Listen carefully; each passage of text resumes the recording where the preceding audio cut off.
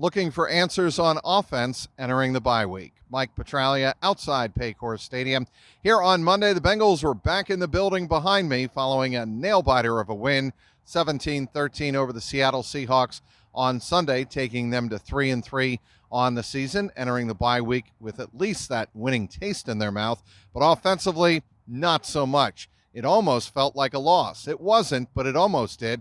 Certainly in talking with Brian Callahan, the offensive coordinator here on Monday, that's the vibe you got from him. The Bengals are not clicking on all cylinders on offense.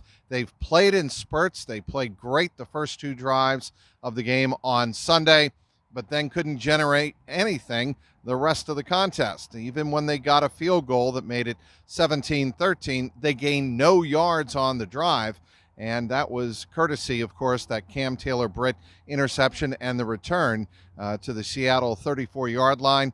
Brian Callahan is looking for answers. He said here on Monday that he sat on his couch on Sunday night with his iPad fuming because of all of the missed opportunities, the lack of execution.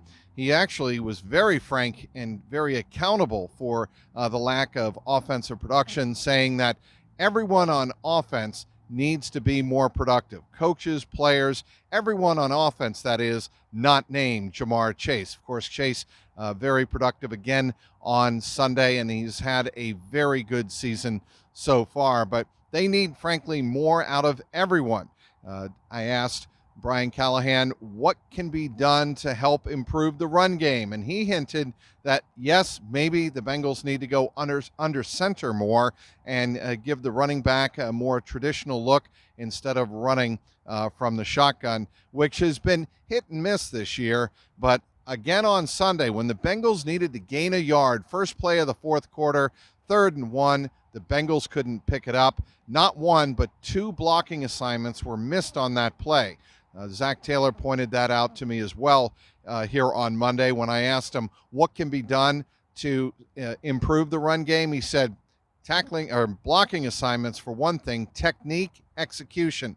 Bengals keep coming back to those two words, technique and execution, when it comes to the offense. Maybe a third word gets thrown in there every once in a while, and that is scheme. Maybe the Bengals have to change how they're approaching their opponent. And Brian Callahan, again, acknowledged that maybe they do, in certain situations, have to change their scheme. It'll be interesting to see how the Bengals come out of the bye week against San Francisco on the road, against one of the best defenses in the National Football League.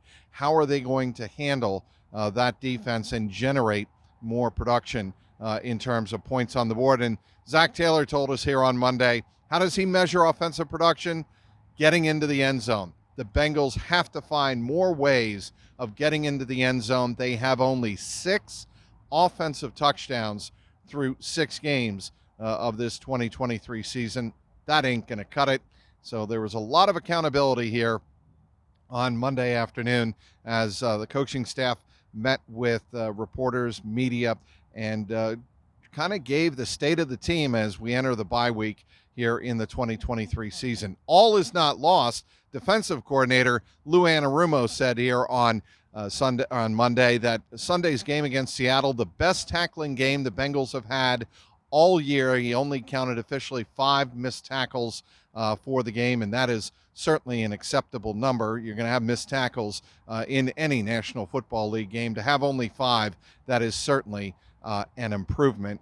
Certainly an improvement from 2 weeks prior when they had up to 12 missed tackles in that blowout loss at Tennessee. Also, Lou Anarumo talking about the great play of Cam Taylor-Britt and how he was aggressive and kept being aggressive throughout the game on DK Metcalf. Said that shove that Metcalf gave Cam Taylor-Britt an indication of just how much he was getting into the grill of one of the best receivers and biggest receivers in the National Football League. And also, Anarumo pointed out something very interesting toward the end of the game as the Bengals were punting on their final offensive series of the game, and they couldn't run out any clock because the offense simply couldn't move the ball.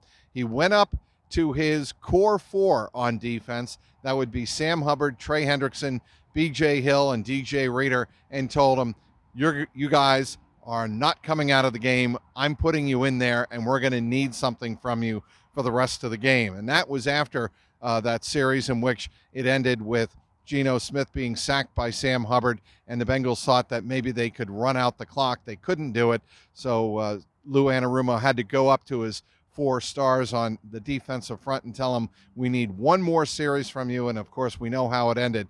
The Bengals were able to snuff out the Seattle Seahawks inside the red zone for the second time in the final 2.5 minutes. And that is really why the Bengals won the game. All right, the Bengals will be off starting on Tuesday. That'll continue for 5 days through next Sunday, and they will return a week from today against and get ready for the San Francisco 49ers on October 29th out in Santa Clara, California at Levi's Stadium.